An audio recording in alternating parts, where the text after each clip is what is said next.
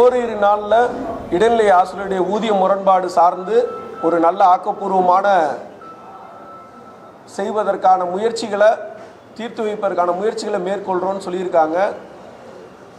நாங்கள் எங்களுடைய இந்த அகிம்சை வழியிலான போராட்டத்தை நாங்கள் தொடர்ந்து இருப்போம்.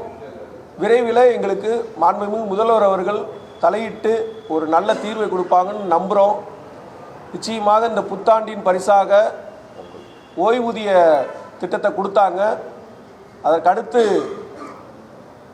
தமிழர் திருநாள் பொங்கல் திருநாளுக்கு இந்த இடைநிலை ஆசிரியருடைய ஊதிய முரண்பாடு களையப்பட்டதுன்ற ஒரு வாக்கை நிச்சயமாக அதை சரி செஞ்சு கொடுப்பாங்கன்ற நம்பிக்கையில் நாங்கள் நிற்கிறோம்.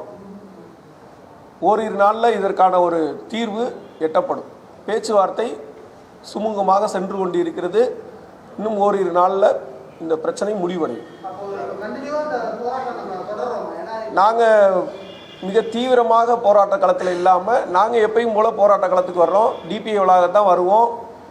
எங்கள் மீது காவல்துறையினர் கடுமையான நடவடிக்கை எடுக்கக்கூடாதுன்னு தான் நாங்கள் கேட்டுக்கிறோம். நாங்கள் தீவிரவாதியோ குற்றவாளிகளோ ஒரு வேறு ஏதாவது தவறான விஷயங்கள் செய்தவர்கள் கிடையாது. உத்தரவாக மாறுது.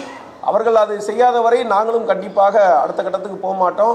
காவல்துறையினருக்கு நாங்கள் ஒத்துழைப்பு கொடுக்குறோம். நிச்சயமாக எங்களுடைய கோரிக்கை நிறைவேறும் வரை நாங்கள் இந்த போராட்ட களத்தை விட்டு வெளியில் போக மாட்டோம். விரைவில் தீர்வு வரும்ன்றதை நாங்கள் நம்புகிறோம். நாங்கள் எங்களுடைய கோரிக்கையை வலியுறுத்தி டிபிஐ வளாகத்தில் நாங்கள் ஆர்ப்பாட்டம் பண்ணுறோம். அரசு அதற்கான ஒரு முடிவை எடுக்கும் வரை நாங்கள்